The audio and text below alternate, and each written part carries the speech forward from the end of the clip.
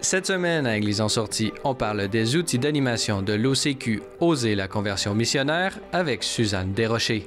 On vous présente un reportage sur le Centre diocésain de formation pastorale du diocèse de Saint-Hyacinthe et on parle de la bienheureuse Guadalupe Ortiz de Landazuri avec Monique David du Bureau d'information de l'Opus Dei.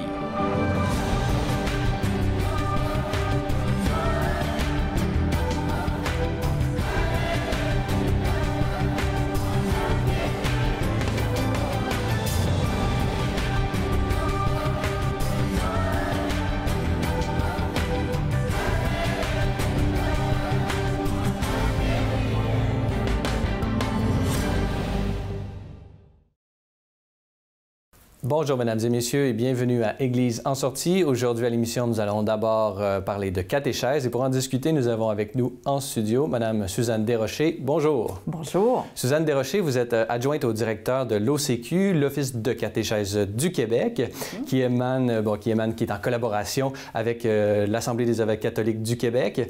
On vous a déjà reçu à l'émission, donc c'est toujours un plaisir de vous recevoir. Aujourd'hui, on est réunis pour parler d'une série d'outils d'animation que vous venez de publier pour une conversion missionnaire en formation à la vie chrétienne. Oui.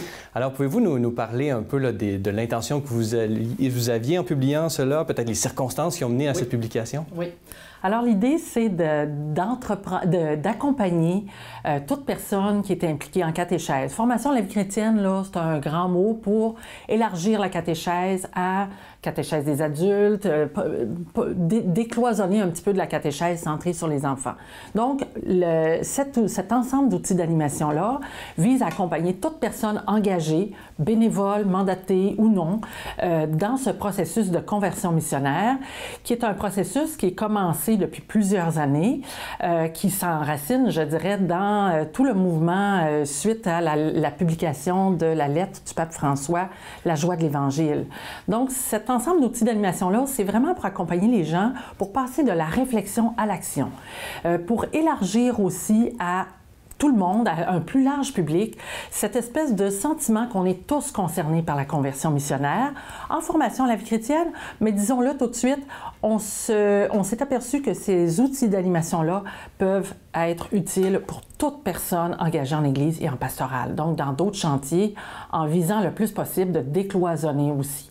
Donc voilà, c'est vraiment centré sur la réflexion, mais aussi sur la pratique, puis la conscientisation personnelle et en équipe. Et cette réflexion a émané également d'un colloque qui a vraiment cristallisé un peu toutes les forces au Québec, dont les actes sont disponibles sur votre site web là, pour toutes les personnes qui veulent se les procurer. Mais pouvez-vous nous parler un peu de ce colloque? Exact. Alors, dans ce processus-là, dont je vous dis qu'il a commencé il y a quelques années, ce colloque a voulu déjà comme démocratiser la réflexion, non seulement avec les responsables diocésains, par exemple, ou les responsables, disons, provinciaux, mais d'élargir à des personnes qui sont engagées sur le terrain. Ce colloque-là avait réuni à Québec 400 personnes. On avait vraiment travaillé, c'est quoi la conversion missionnaire, ça consiste à quoi, pourquoi il faut changer aujourd'hui, pourquoi il faut devenir une Église en sortie. Alors ça a été important. Mais une des grandes conclusions, si vous voulez, du colloque, c'était de dire, bon, oui, d'accord, mais comment faire? D'où les outils d'animation qui veulent répondre à cette question-là. Outils d'animation qui se déploient en 5 modules. J'aimerais qu'on les parcourt ensemble, si vous le permettez. D'abord, le premier module, module A, se pose des questions. Bon, on se pose des questions à chaque module. La première, où en sommes-nous? Alors, où en sommes-nous? Voilà, où en sommes-nous? Ce module-là, c'est un module de sensibilisation. C'est pas tout le monde qui est convaincu que c'est pertinent aujourd'hui de prendre ce tournant missionnaire-là. On pourrait penser que ça ne nous concerne pas, que c'est déjà fait, etc. Donc, ce module-là, c'est vraiment de s'approprier un peu c'est quoi ce grand mouvement qui n'est pas juste une réflexion ecclésiale au Québec, mais c'est mondial. Alors, c'est de la situer un peu dans l'histoire récente de l'Église, puis dans l'actualité de l'Église, dans l'actualité de notre société contemporaine, qui fait en sorte que, même si on est bien bon en pastoral ou en catéchèse, bien, pourquoi il faut renouveler aujourd'hui? C'est parce que notre société se transforme. Donc, ce module-là permet vraiment de se situer par rapport à ça. Se situer par rapport, justement, vous l'avez mentionné, à une société qui se transforme, d'où le module 2, le module B. Que traversons-nous? Alors, la société et l'Église, j'imagine, traversent quelque chose. De quoi s'agit-il? Exactement. Et c'est pas toujours facile. On les sent, les changements. On sent que, parfois, sur le terrain, on a l'impression que ce qu'on faisait, qui était si bien, ça marche plus, ça accroche plus. On sent qu'on réussit moins à rejoindre les gens. On se pose des questions. Et souvent, ce module-là, dans le fond, il nous permet de revisiter un peu qu'est-ce qu'on vit dans ça. Hein? Je dirais, dans un processus de transformation, de changement, il y a des deuils à vivre, il y a des émotions qui peuvent venir, de la colère, de l'enthousiasme, de la joie, c'est pas juste négatif, de la tristesse, on a l'impression qu'il va falloir lâcher prise sur des choses. Ce module-là nous permet de faire face à ça. Et l'approche, c'est vraiment d'y entrer, je dirais, comme à la suite du Christ mort et ressuscité. Hein? Entrer dans un processus de conversion, c'est entrer dans un passage un peu qui est comme de l'ordre d'un passage de la mort à la vie. Alors, ce module-là nous permet, je dirais, avec d'autres, de mieux se comprendre qu'est-ce qu'on vit dans le changement et de se laisser accompagner par le regard de Dieu, par le Christ, qui calme nos tempêtes et qui nous dit « Ayez confiance ». Donc, c'est un petit peu l'approche de ce module-là. Petite parenthèse, j'aimerais dire quand même que la pédagogie de l'ensemble de ces modules-là, c'est une pédagogie qui nous fait vivre un chemin de conversion spirituelle à la lumière des Écritures, à la lumière, bien sûr, des grands textes ecclésiaux qui nous appellent à cette conversion-là, mais il y a une démarche spirituelle, personnelle et collective qui traverse chacun de ces modules-là. Ça, c'est super important d'en parler. Pour donner un sens spirituel, justement, à ce passage qui va nous mener quelque part, et ce quelque part, vous interrogez avec les gens qui utiliseront vos outils d'animation sur cette question. Alors, ce module C s'interroge, où allons-nous? Oui, où allons-nous? Hein? Est-ce que c'est de changer pour changer ou suivre la dernière mode? Non. Qu'est-ce que c'est une vision missionnaire de la formation de la vie chrétienne et de la pastorale par extension? Ce module répond à cette question-là. C'est beau d'être convaincu. Oui, go, on y va, mais il faut aller quelque part. Donc, ce module-là donne des repères en lien avec la pratique. Donc, il y a des exemples de pratiques qui se sont transformées, qui ont tenté de vivre cette conversion missionnaire-là. On donne 5 témoignages et en parallèle à ça, on donne des repères pour essayer de dire, bon, ben, quand on veut prendre une direction missionnaire, qu'est-ce qui va nous guider? Et c'est des repères qui sont ancrés, je dirais, dans l'expérience depuis Vatican II. Qu'est-ce que c'est qu'une catéchèse missionnaire? On va puiser, on fait une espèce de synthèse de cette vision-là qui peut nous guider aujourd'hui. Une vision, peut-être, vous avez des témoignages, mais une vision peut-être générale. Il faut savoir l'appliquer dans le concret de notre réalité chez nous. C'est la question que vous vous posez dans le module D. Comment faire tout cela chez nous? Une fois qu'on sait où on va, allons-y. Hein?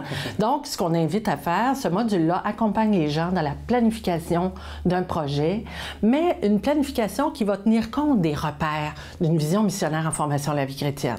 Donc, on a des petites grilles, on réactive des outils qui existent déjà, des documents qui ont déjà été publiés souvent par l'OCQ en partenariat avec d'autres, mais on donne une grille, par exemple, planification, on propose un temps de relecture et même de méditation, de texte, la parole de Dieu pour essayer de rebrasser cette planification-là sous le regard de l'Esprit Saint.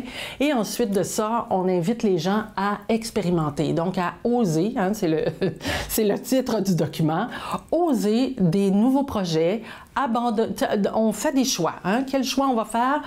Toujours éclairé, guidé par ces repères-là qu'on a travaillé dans le module C.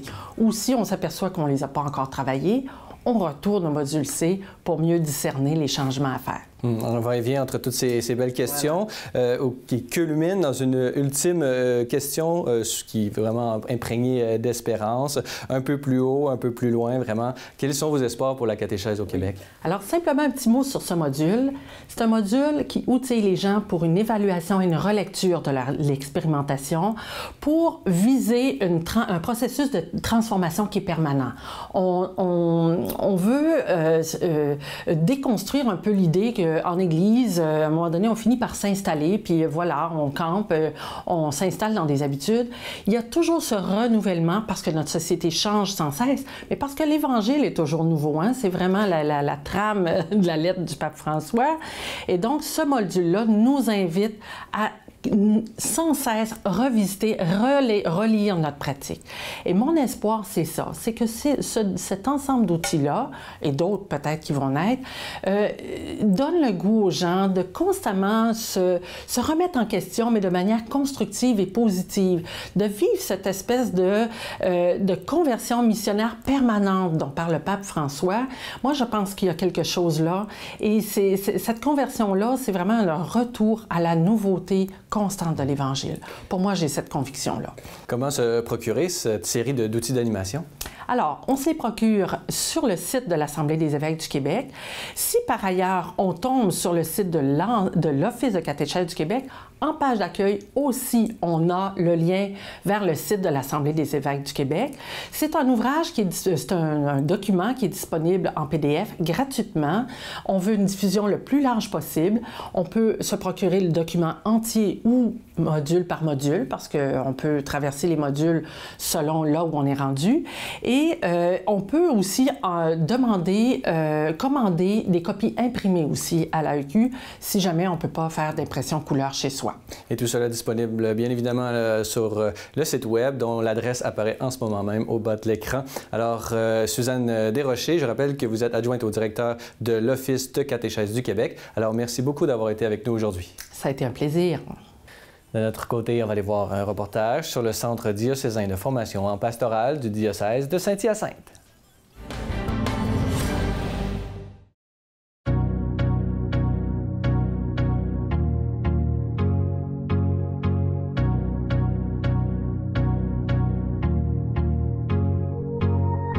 Le Centre de formation en pastorale a pour mission d'assurer la formation des candidats au diaconat permanent et aussi des futurs agents et agentes de pastorale dans le diocèse de Saint-Hyacinthe. Le Centre de formation en pastorale a été fondé en 1982, donc ça fait presque 40 ans. C'est sûr que ça a connu des modifications avec les années parce qu'on s'est ajusté à la réalité.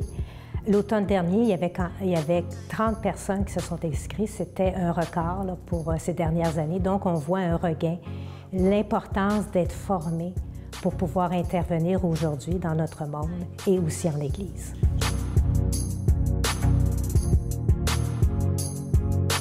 Cette formation, pour eux, est obligatoire pour devenir un intervenant, mais tout baptisé qui voudrait suivre la formation peut le faire aussi pour pouvoir donner un coup de main bénévolement dans sa paroisse ou dans son unité pastorale. Alors, c'est vraiment une formation de base universitaire. C'est un certificat en études pastorales, donc 30 crédits. Et cette formation-là est assumée par le diocèse et aussi en collaboration avec l'Institut pastoral des Dominicains qui se trouve à Montréal. Et le diplôme est décerné par le Collège universitaire des Dominicains à Ottawa. Donc, les gens qui sont des étudiants réguliers, ils ont à rédiger un projet de formation et ils ont à suivre cette formation-là. Il y a des cours de 45 heures, de 30 heures, de 15 heures. Alors, à l'automne, on offre à Saint-Hyacinthe un cours de 45 heures. Pourquoi Saint-Hyacinthe? Parce que c'est plus central. On l'offre à l'automne parce que la mauvaise température n'est pas encore commencée, alors qu'après les fêtes, on va dans les milieux, dans les régions pastorales, en fonction de ce qui est demandé. Donc, il y a des cours de 45 heures qui sont obligatoires, l'Ancien Testament, le Nouveau Testament, les ministères dans l'Église. Il y a aussi quelque chose sur l'expérience de croire. Et les autres cours, bien, c'est des cours, beaucoup de gens sont impliqués dans les paroisses au niveau des sacrements, de l'initiation chrétienne. Alors, on offre des 15 heures sur l'Eucharistie, le baptême, l'accompagnement des 18-35 ans. Donc, vous voyez, on alterne dans la façon de faire puis on alterne aussi dans les lieux pour favoriser la participation des gens. D'une part, moi, je crois beaucoup à la formation. J'ai été formée à l'Université de Montréal. Je sais que c'est un moment important, puis on devient de plus en plus à l'aise. Avec les années, c'est sûr que je vais travailler en comité et ensemble, on va essayer de développer, peut-être développer d'autres aspects. Présentement, on forme des intervenants, mais souvent, il y a aussi d'autres gens qu'on pourrait rejoindre qui ne sont pas nécessairement intéressés à avoir un diplôme, mais qui sont intéressés par une formation. Alors, on va essayer de diversifier les approches pour rejoindre le plus possible de gens pour qu'ils soient de meilleurs intervenants dans leur communauté.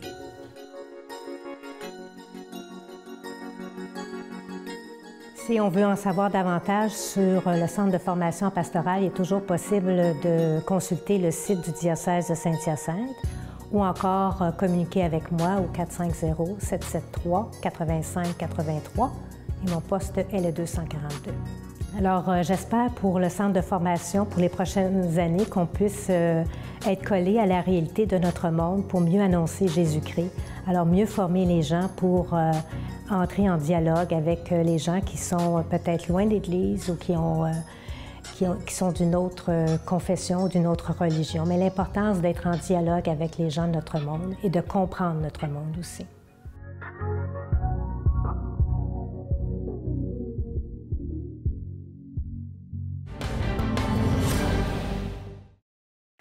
Dans cette troisième partie d'émission, nous allons parler de sainteté et pour en discuter, nous avons avec nous en studio Mme Monique David. Bonjour. Bonjour.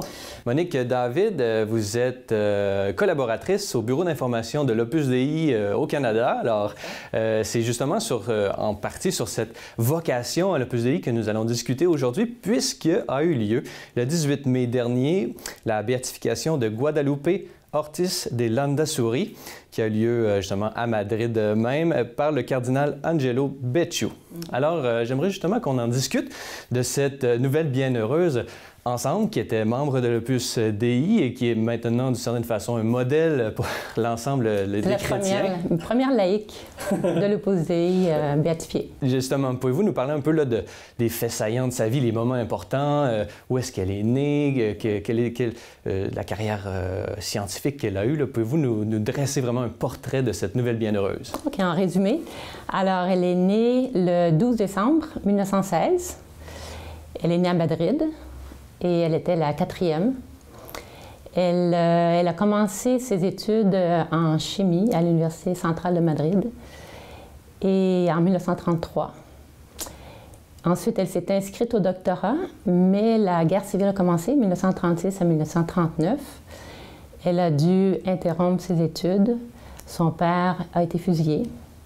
Elle a accompagné son père, elle avait 20 ans, elle a accompagné son père dans la dernière nuit avant la fusillade. Et ça l'a marqué profondément, mais profondément dans le sens qu'elle a su pardonner. Et elle a su pardonner toute sa vie de façon très, très élégante et de façon facile. Et ensuite, sûrement, elle avait retenu ça de son père, qui a dû pardonner les personnes qui l'ont fusillée. Et ensuite, elle a dû déménager à Valladolid pendant la guerre civile. Ensuite, elle revient à Madrid. Et là, elle commence à enseigner la chimie dans deux lycées. Et en 1944, au début de 1944, elle est à la messe un dimanche et elle se sent touchée par la grâce de Dieu. Elle sort de l'église, elle rencontre un ami et elle lui dit qu'elle aimerait pouvoir parler à un prêtre. Et donc cet ami lui donne un numéro de téléphone. Elle lui dit c'est un prêtre qui s'appelle José María Escrivá. Et donc elle prend rendez-vous avec ce prêtre-là. Elle le rencontre le 25 janvier 1944. Elle n'a jamais entendu parler de l'Opus Dei. Elle ne sait pas que c'est le fondateur de l'Opus Dei, Saint José-Marie Escrivá de Balaguer.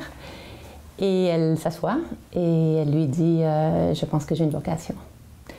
Et il lui dit ça, je ne peux pas te le dire tout de suite, il faudrait que je te connaisse, mais si tu veux, je peux être ton directeur spirituel.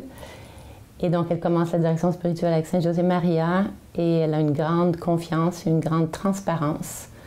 Et ça, dès le début, qui va jusqu'à la fin de sa vie, par des lettres. On peut maintenant lire les lettres qu'elle a écrites à Saint José Maria à ce moment-là. Et donc, on voit une grande confiance, une grande transparence. Et donc, le 19 mars 1944, elle demande l'admission comme numéraire de l'Opus Dei, donc dans le célibat apostolique. Et à partir de là, Saint José Maria lui confie plusieurs entreprises, plusieurs initiatives, dont être la directrice de la première résidence universitaire à Madrid, qui à ce moment-là, c'était la première résidence universitaire de l'Opus Dei. C'était assez pionnier parce que quand même les femmes n'allaient pas beaucoup à l'université. D'ailleurs, j'ai oublié de vous dire, mais dans sa promotion, ils étaient seulement 5 femmes sur 70 élèves. Donc, c'était vraiment le début des femmes et c'était très rare qu'une femme faisait des études supérieures, encore moins en sciences. Une pionnière. Une pionnière, absolument une pionnière. Et donc, au début de 1950, elle déménage au Mexique avec 2 autres femmes de l'opposé pour commencer le travail apostolique au Mexique, comme ça, de zéro. Et elle va rester au Mexique de 1950 à 1956. Et en 1956, il y a un congrès général à Rome et Saint-José-Marie lui demande si elle veut venir travailler à Rome pour aider dans le travail apostolique, mais de façon plus universelle. Donc, elle accepte, elle laisse ce qu'elle a laissé derrière, où elle a mis tout son cœur, toute son âme, et elle s'en va allègrement à Rome. Et quelques mois après, elle commence à avoir des problèmes cardiaques qui, selon les docteurs, seraient dus, entre autres, à une fièvre rhumatique qu'elle a eue quand elle était très jeune, dans laquelle elle a souffert beaucoup, et aussi peut-être d'une piqûre qu'elle a eue d'une araignée au Mexique. Et donc, des complications cardiaques qui vont commencer dès 1956. Elle a une opération importante, mais le climat de Rome, trop humide et tout ça, elle ne fait pas. C'est pas prudent non plus qu'elle retourne au Mexique. Donc, elle retourne à Madrid en 1956, où elle va rester jusqu'à la fin de sa vie en 1975. Et donc, elle avait 59 ans quand elle est décédée. Et très, très rapidement, sa renommée de sainteté grandit. Beaucoup, beaucoup, beaucoup. Beaucoup au Mexique, malgré le fait qu'elle est restée seulement 5 ans. Et en 2001, son procès de béatification commence. Et en 2017, le 4 mai 2017, le pape déclare que Guadalupe a vécu les vertus chrétiennes de façon héroïque. Et le 8 juin 2018, il sanctionne le caractère miraculeux d'une guérison attribuée à l'intercession de Guadalupe et samedi dernier, elle a été béatifiée. J'aimerais justement qu'on discute à la fois de ces vertus héroïques qui sont reconnues par l'Église et de ce miracle qui a eu lieu. Pouvez-vous nous en parler un peu? Bon, donc le miracle qui a été retenu pour sa béatification, c'est un homme, un Espagnol, 76 ans, qui se lève un matin et il a une douleur, une lésion cutanée à l'œil droit. Et 3 semaines après, on lui dit que c'est cancéreux, il faut opérer d'urgence. C'est un cancer basocellulaire important qui peut éventuellement affecter sa vue, le rendre aveugle et aussi toucher le cerveau. Donc, il faut opérer en urgence. Alors, ce soir même là, on lui donne une carte de prière de Guadalupe. Une petite carte avec sa photo et une prière d'intercession. Et là, il rentre chez lui et puis il est attiré par le visage de Guadalupe, sa sérénité, il la trouve élégante. Et il lui dit, Guadalupe, j'ai peur. Toi, tu peux me guérir, guéris-moi. Je ne veux pas retourner à l'hôpital. Puis il dit, j'ai pleuré. Je lui ai demandé ça, il dit, tu peux le faire. Le lendemain matin, il se lève, s'en va au miroir là, pour s'arranger. Il n'y a plus rien. Plus rien. Mais il dit, voyons, il n'y a plus rien. Et là, il appelle l'hôpital, il dit, cancellons l'opération. Ah, bien, il dit, on ne peut pas faire ça, il faut vous parler avec le médecin. Et donc, il a rendez-vous avec le médecin, et le médecin dit, vous n'avez plus rien. Il n'y a même pas de cicatrice, il n'y a plus rien.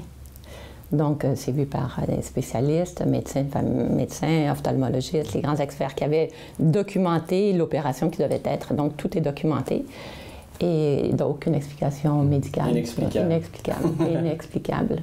Donc, guérison reconnue par l'Église qui a mené à cette béatification. Mais il y a également un procès des vertus. Vous voyez vraiment son agir chrétien, là, comment ça s'est déployé. Vous nous avez raconté sa vie, mais peut-être pas des exploits, mais j'imagine l'Opus Dei, c'est la vocation à la sainteté dans la vie ordinaire. Donc, il n'y a peut-être pas d'exploits, mais c'est vraiment dans la continuité du don de soi quotidien. Mais pouvez-vous peut-être nous relater des faits saillants qui pourraient nous manifester ou qui ont été retenus par l'Église pour manifester à quel point elle avait vécu vraiment une union intime avec le Christ dans sa vie? Oui, mais vous l'avez bien dit, il n'y a rien d'extraordinaire dans sa vie. Puis même au début, on peut dire, mais qu'est-ce qu'elle a fait pour être sainte? Parce qu'il n'y a rien d'extraordinaire. Et c'est très beau parce que dans le fond, ça reprend cette idée-là du pape François qui parle de la normalité de la sainteté. Et aussi de ce que Saint José-Marie nous disait, qu'on trouve la sainteté dans les petites tâches de chaque jour. Donc, je vous dirais que Guadalupe, elle a vécu de façon héroïque le quotidien. Elle a su se donner à Dieu, se donner aux autres, dans les responsabilités qu'elle avait dans son travail professionnel, en faisant bien son travail, en étant une très bonne collègue.